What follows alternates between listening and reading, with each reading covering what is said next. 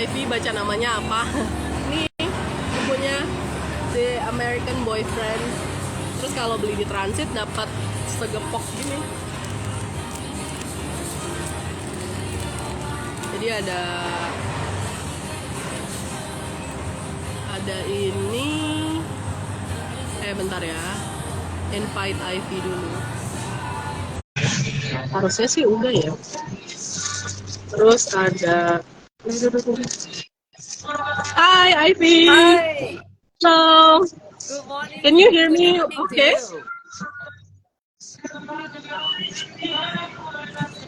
Hi, can you hear me? Can you hear me okay? Yeah, I hear you very clear. Yes? Okay.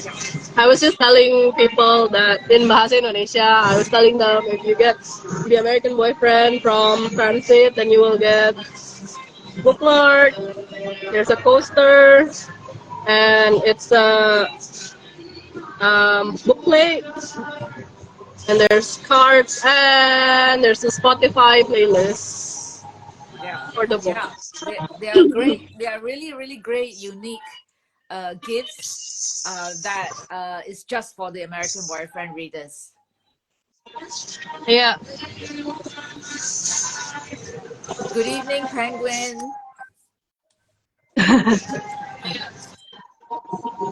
Hi, who is that joining us from the Penguin team? Is it Garima or Chaitani? Okay, so you can hear me well? Yeah. Good evening, Jakarta. Hi everyone, thanks for joining me and Ivy here. Okay, this is a very exciting time for Transit because Ivy is actually the first Southeast Asian author that we're interviewing.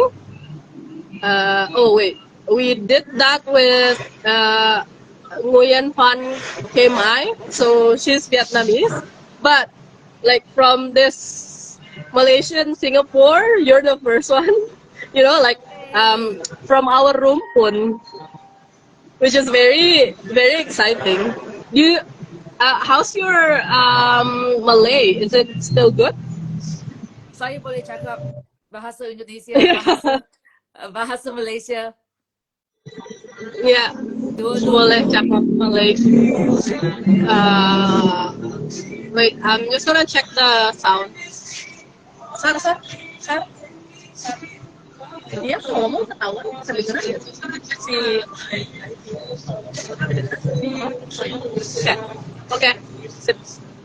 Okay, so Ivy is the author of this American Boyfriend, and this is actually your third novel, right?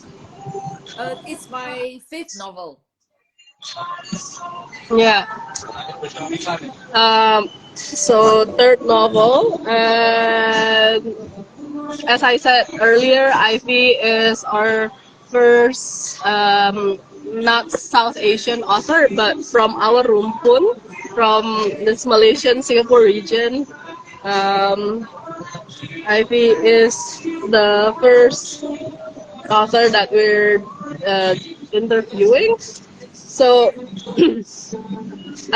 before we start with the question and answers, I guess, Ivy, can you tell us a bit about what the American Boyfriend is? So people who join us know what it's about. Yep. The American Boyfriend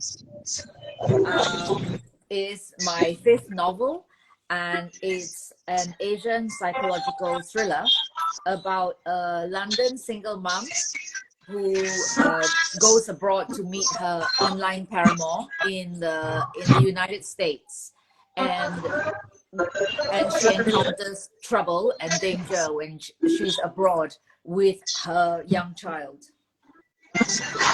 Okay. Your voice is very low. Oh, okay. Is there any way that you can? How about now? Is that better? Is that better? Still, maybe we should.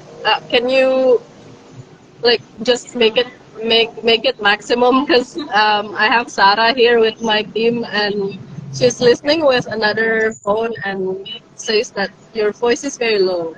Okay, how about now? Is it clear? Still the same, yes. Yeah. Okay, this one is clear. Okay, this one is clearer. Okay. It's clear? It's okay? Yeah, I Yeah, just went yeah, nearer. yeah. I just went nearer the mic. Yeah. Okay, Yeah. so Okay. I'll start again. So The American Boyfriend is my fifth novel. It's a thriller, which is an Asian domestic romantic suspense psychological thriller, and it's set in London and Key West. It's about a London single mom who goes abroad to meet her American boyfriend, her online paramour in the United States, but encounters danger and trouble while abroad. Okay. Yeah. I'm just gonna ask people. Please let us know if you can hear. If you cannot hear, let us know what's happening at your end. And if you have any questions for Ivy, please put it in. There's a question button, and then you can input your questions there. Voice is good. Okay, thank you, Okay, Rhea. great. Yeah, thank you. Thanks for letting us know. Yeah, great. Okay. Okay. So yeah, that's good. Okay. Uh, so before we talk about the American Boyfriend, I'm very curious as a Southeast Asian person. When I told my parents that I want to open a bookshop, they were like, "Why?" And I have the feeling that it's a collective experience. But I'm wondering what's happening. Can you tell us from the beginning about your career as an author? Um, when you decide, how did you decide to become an author, and was it a very supportive? Um, did you have a very supportive support system that makes you want to, okay, I want to do this. I really want to be an author, and yeah, I want to get my books published. Can you tell us your journey a bit as an author? I've always written on and off since childhood, and the only time I didn't write was when I was in uni for about 6 years, and when I was having children. So I didn't write for 6 years and 10 years, and I I just found that it's something that I always done as a hobby. I always thought of myself as somebody who just enjoys being alone and writing stories. I find that when it's your calling, it will keep calling. So I don't feel that I had to put it aside or jump on it. It will always come back to me, like it's part of me. And I was very lucky to have grown up in a family where my parents, they love everything that I do. If I ride a bike, they think that's great. Oh my God, she's so good at riding a bike. She's so good at art. Whatever I do, even iron, wow, she can iron so well. My parents are the type who are very supportive, and they are educated, and they read too. So why shouldn't they read? And why shouldn't they read my work? My mom especially was really, was really big in my growing up years. She always she was a school teacher. She always brought back books from her school library, and she got me my first library card when I was 9. And also she always cuts out from newspapers if there was a writing competition or if there was a design or art competition. She always says, "Hey, why didn't you enter? You like prizes. Why didn't you try?" Right? She never thought that, hey, don't do that. You might not even win. Like, why bother? Who cares?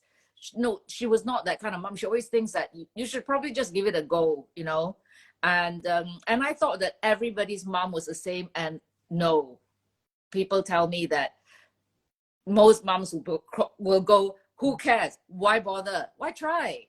So I feel that she was so formative in my childhood, that it gave me a lot of confidence, and I feel that I want to be that kind of mom to my own children too, and give them the support that they need in whatever they're doing, however dumb it might seem, or it doesn't matter whether it's good or bad. I just want them to have the best time at trying something out.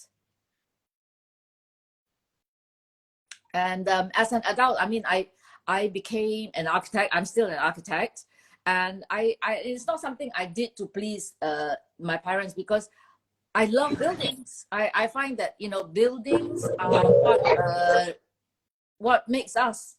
Our environment makes us, the people that we are. So I find that it's important, and being in building, because I'm a technical person. I find that it really intrigues me how things work. Why do you switch something on? Why does it work? How did they get connected? How do we get hot water? Things like that. They really fascinate me. And I think that that's important for a writer. You need to know why things work and why things don't. What's wrong? What's breaking down? How things come together is really important. So I find that they go hand in hand, my day job and my writing. That's amazing. It's really amazing that I think it's to get that kind of support since you were very young. So no wonder now that you've written 5 novels. Yeah.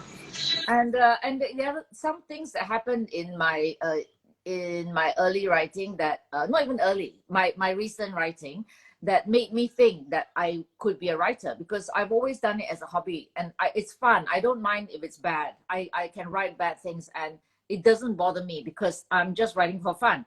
But two or three things that happened in my writing life which made me think that I could write. Firstly, my first big prize was when I was in Middlesex Uni, and I won the university's literary prize.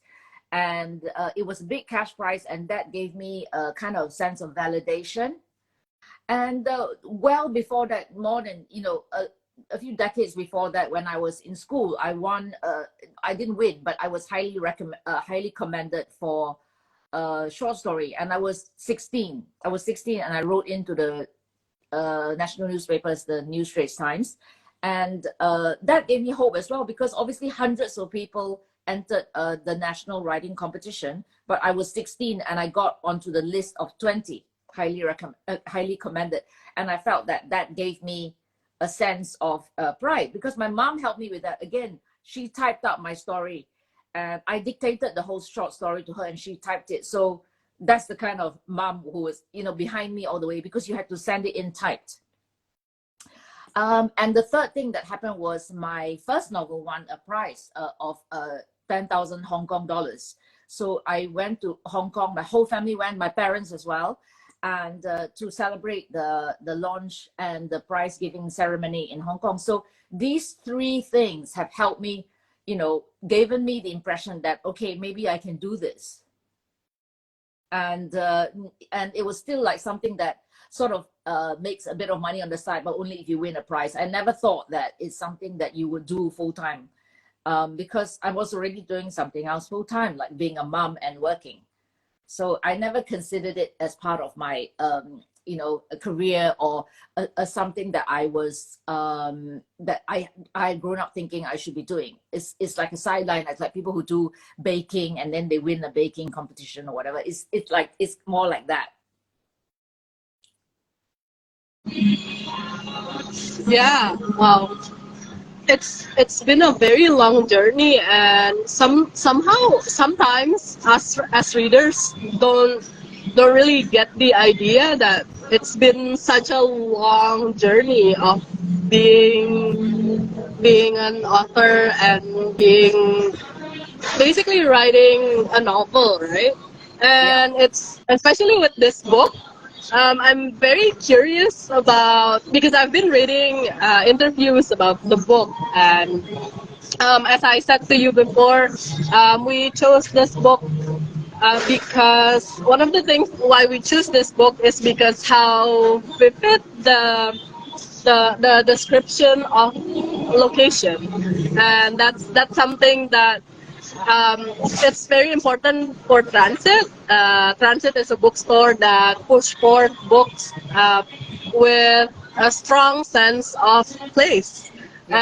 And in your book, for example, Key West in Florida, is it's a the description of the place is very like it feels like we're there.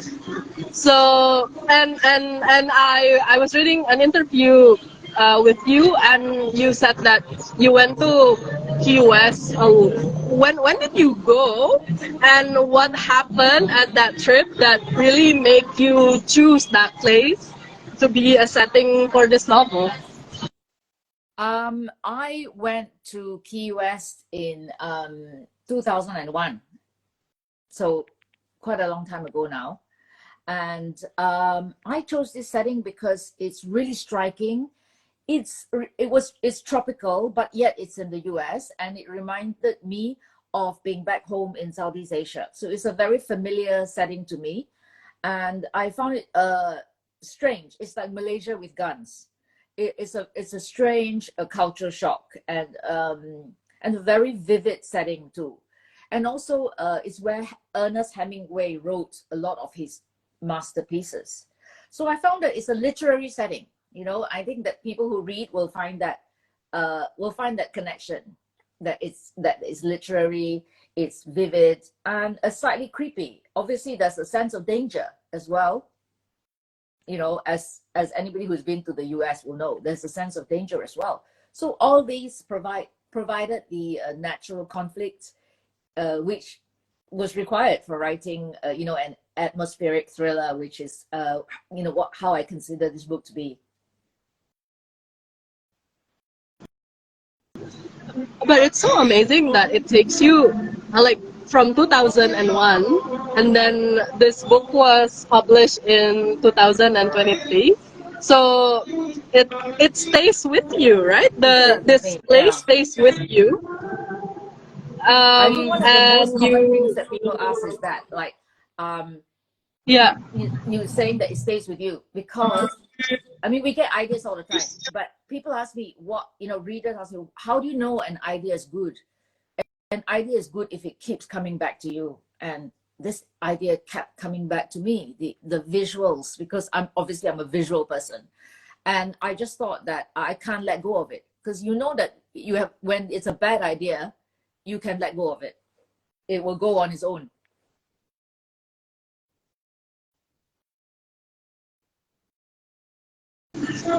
and what was it? Do you still remember what made you want to choose, like, because for example, right, in Indonesia, if a novelist writes something, a book, and then it's set somewhere that's not Indonesia, people will say, oh, like, write what you know, like you don't know this place. And people will kind of like, that's not your place. So like, Yeah. what do you know? Did you have that feeling, or um, or because you're so confident that you're like, okay, I want my story to be set in Key West, so I will Okay. write it. What Yeah. what was Uh, your side?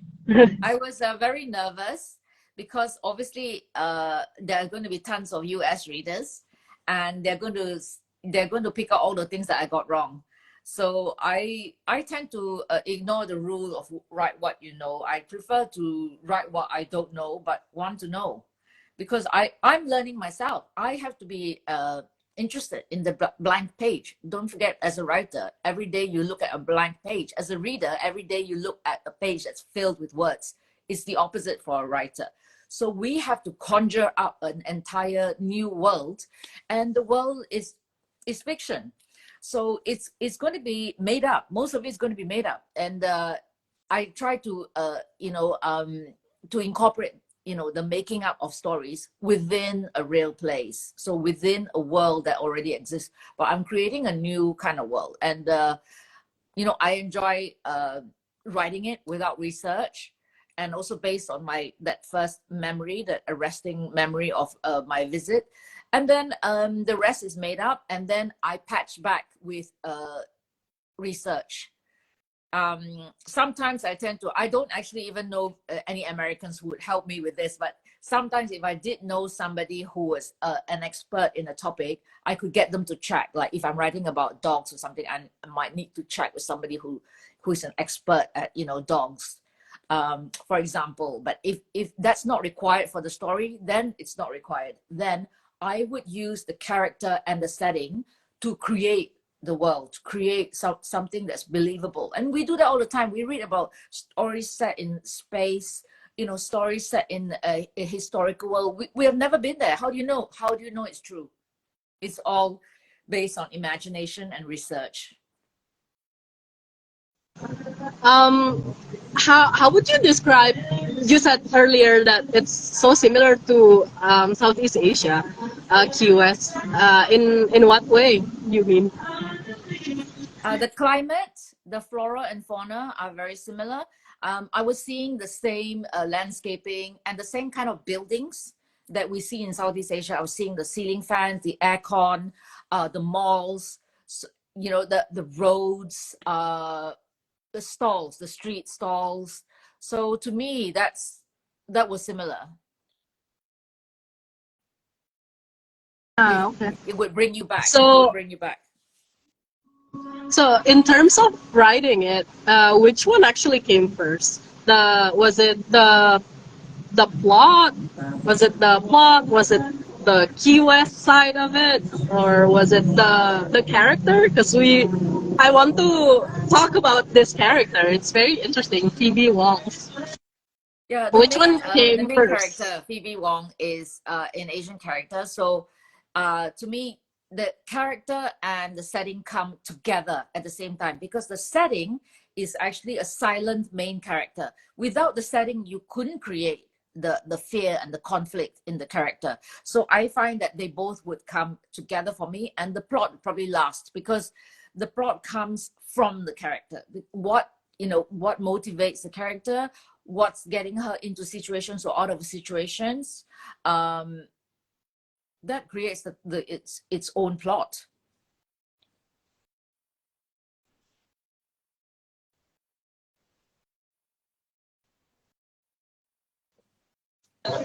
So the character, and then the setting, then the plot. Can you talk a bit about the character, Phoebe Wong? Because I Yes. think it's very interesting. In other interview, you said that there's a bit of yourself in the character, but then also you want to show people that you want to break open the stereotype of being a model minority. Can you talk a bit about that? I really support the minority representation in characters, because I think it really reflects the times that we live in. And she's only like me in the sense that I am also not a doctor, lawyer, or accountant. So she's not. She's a regular person like any of us. She is smashing the stereotypes, because I think it's opening the reader's viewpoint on the diversity that is within the a minority group.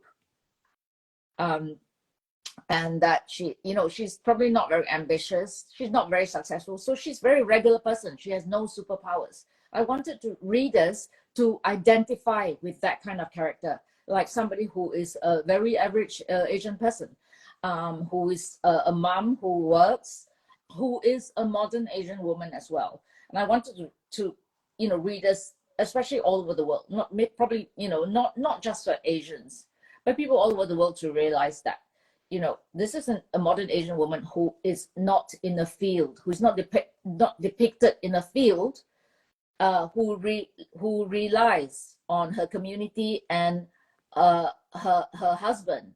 So it's somebody who is and financially independent woman. She is in a plane, not a field. So I wanted that to stand out as as an image, and hopefully resonate with readers. And in the sense that I like some things that she likes. Like I mean, obviously I love coffee, I like tacos, I like margaritas. So that's where the similarity ends. I mean, she's not a proper Asian because she's very bad at maths and piano playing, whereas I excel at those.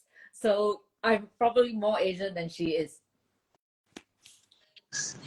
Yeah, I think what's so basically Transit is a bookstore that we curate our collection based on a theme, and then Yeah. for the American Boyfriend we chose the American Boyfriend because of how Phoebe Wong, I think I can say because basically the premise is that Phoebe Wong is trying to get away from her reality, right? Yeah. And that's like everyone has everyone has been in that position one way or another, like wanting to try to get away, uh, basically being confused about the current situation that they're in, and then they're curious about, okay, let's do something crazy. That's basically why the basis of why we have the American Boyfriend at the stories. Yeah. Can you tell us a bit about that? Did you want Phoebe Wong to be this have this one explosive thing, or because the plot comes later? Which one came first? Like, did you want Phoebe Wong to be like, okay, let's go to the US and meet this boyfriend?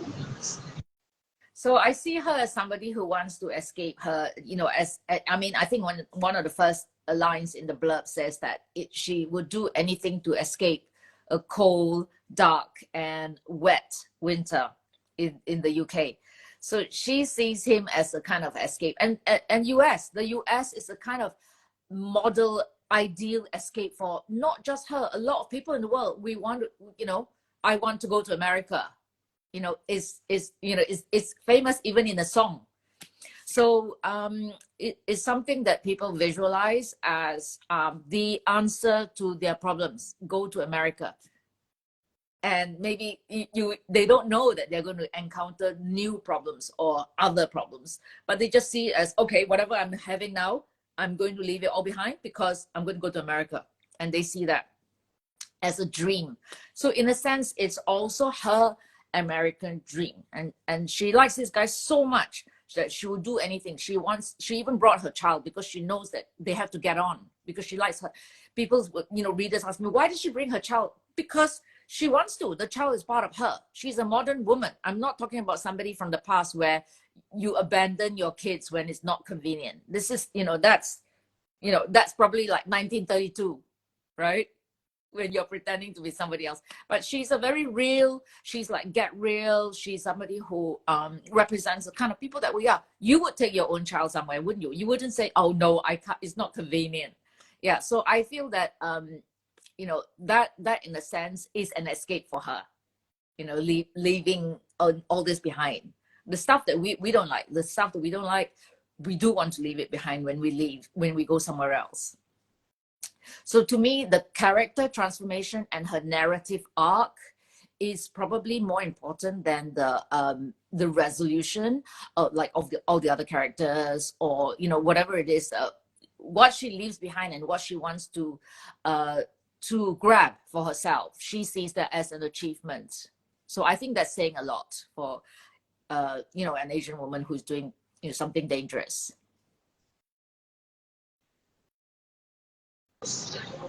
That's really amazing. Like I never really thought of it as a comparison of modern woman and less modern woman, because yes, like less modern woman would leave their child in the village, for example, Yeah, and then they would correct. go to a Yes. city. Yeah. Yeah. So Yes. go to a city and then work, for example. Yes, I we've never all read thought of it about that that. way. We've Wow, all that's read. very clever. Wow. Thank you.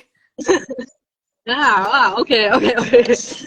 So I hope readers who are listening to this conversation, I hope you, if you live in Indonesia, then get the American Boyfriend from Transit. So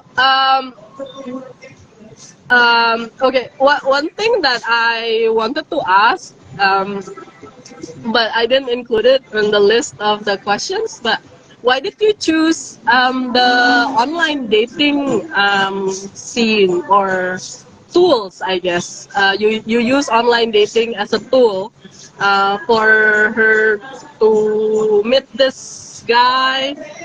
To basically the first connection was online dating. Why did you use it? And right now, online dating is relevant. We don't know what's gonna happen in the future. What if online dating is no longer relevant? Yeah, I don't know.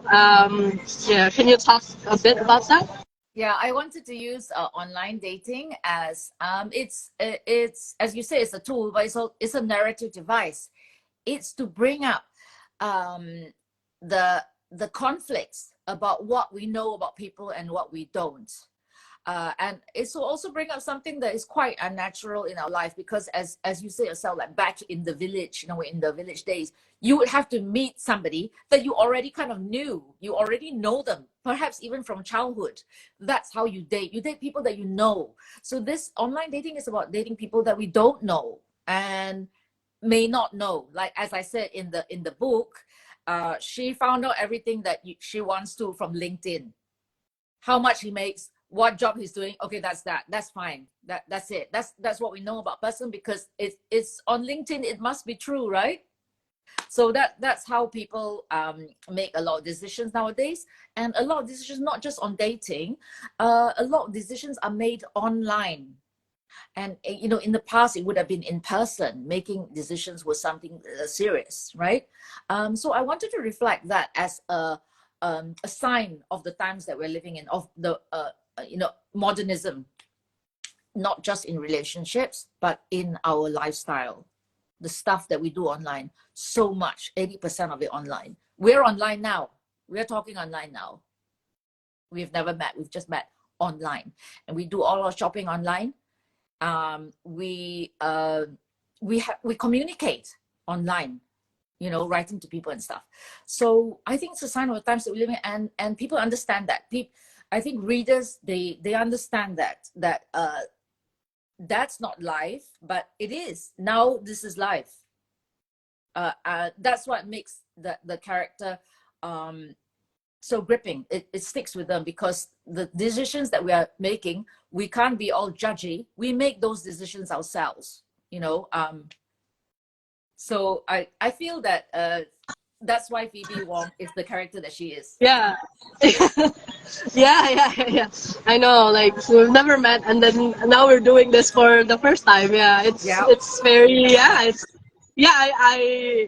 I feel like this book will be relevant for a long time as we communicate more and more online. And yeah, that, like, basically after this book, I was like, I was thinking, will online dating ever be irrelevant in the future? So yeah, it's a question to ponder. But then, so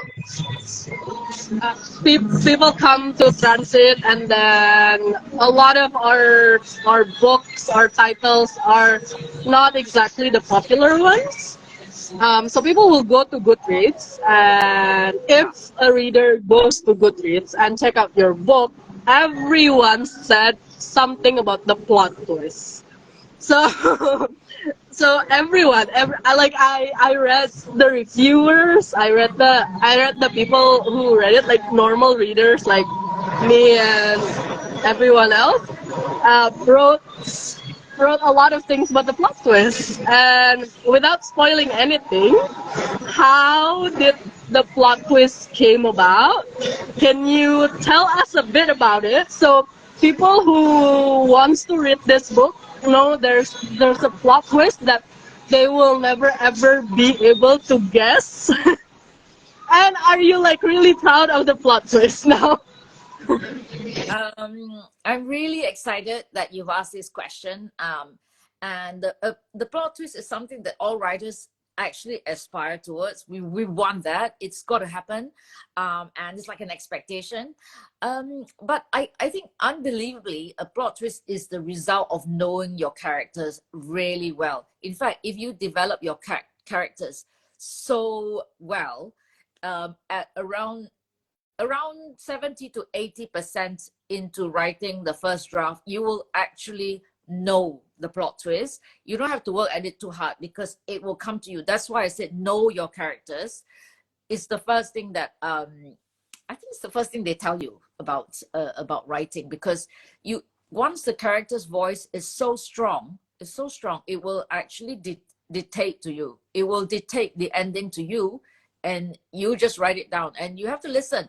Every day you start off, I think, listening, because if you don't, you're just going to write rubbish that is like your point of view, and you don't want to do that, because you're just going to be somebody who is channeling the mood and the vibes of the characters. So I really believe in that, and that's why people write, when they write the reviews, as you quite rightly said, they mention the characters immediately, because they are the ones telling your story, and the author is just in the background.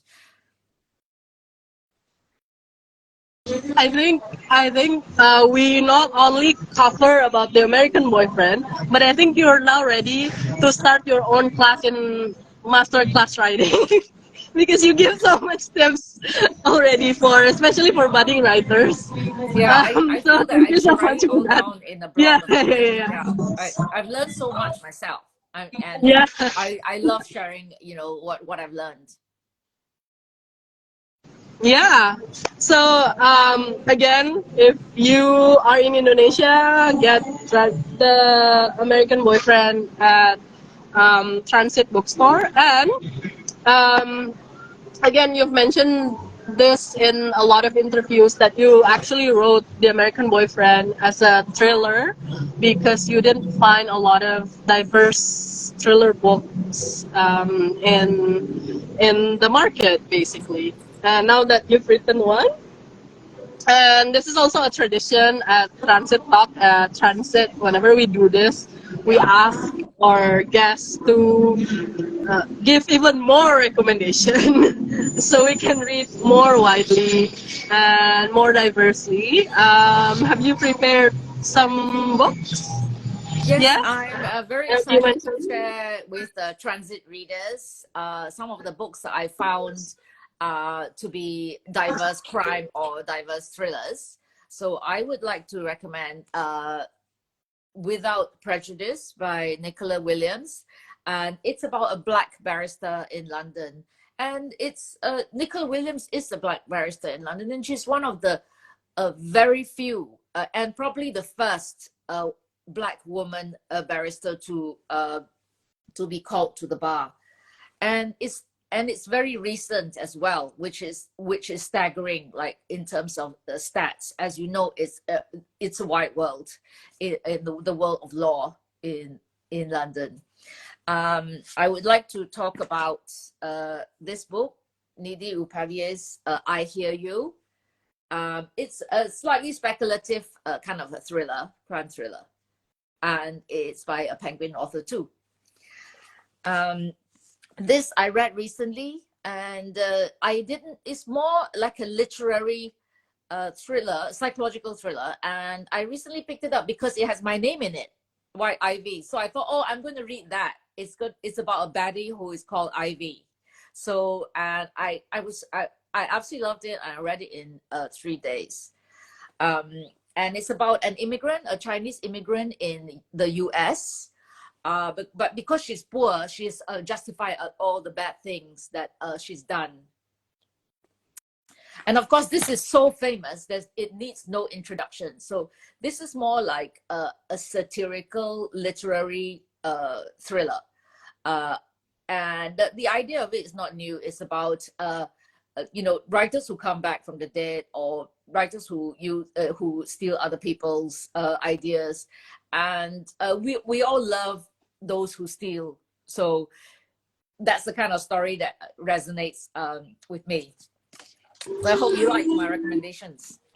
Yeah, I hope we'll write it down so people can check Yep, them we out, because can. Yeah, we we do can follow need them. more Yeah. recommendations for more diverse books all the time, always, all the time.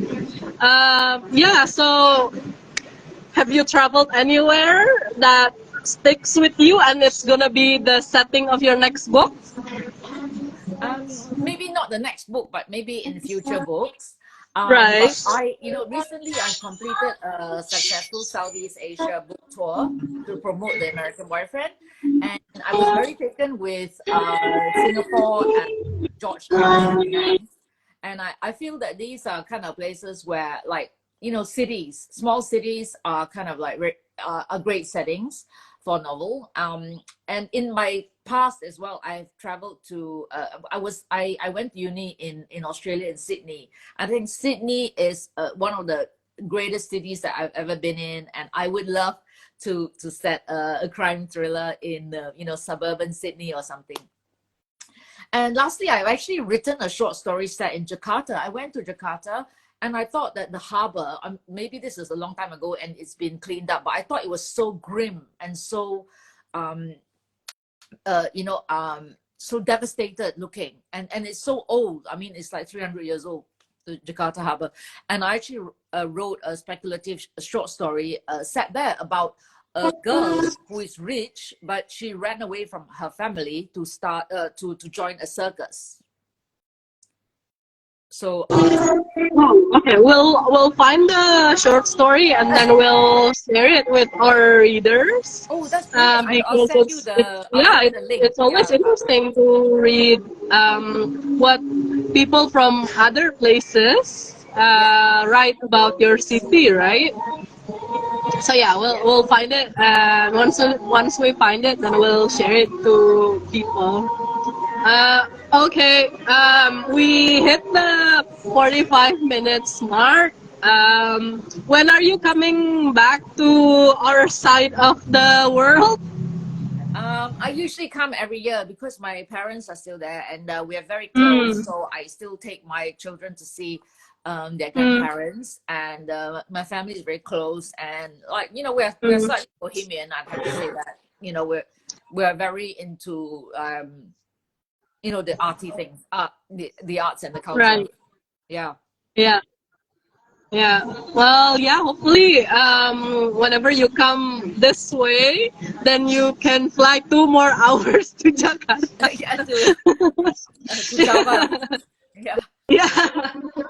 Yeah, because I've actually never been to Johor Bahru either. I took Yeah. the KL bus, the KL Singapore bus. Yeah. That's the usual drive that pass Johor Bahru, but that's it. No, I've yeah, never no, nobody will go traveled. to Johor Bahru for fun. No, nobody goes to Johor Bahru. Yeah. Yeah, it's a very grim industrial and commercial city that is about 75 or 80% working class. So no one would travel there for fun unless you are going to go to Legoland, because we are famous for Legoland Malaysia. That's in Johor Bahru. Uh, Yeah, never been. Yeah. yeah, yeah, it's good. I have a membership. Yeah, a subscription. I have annual Yeah. membership to Legoland. Mm. Okay.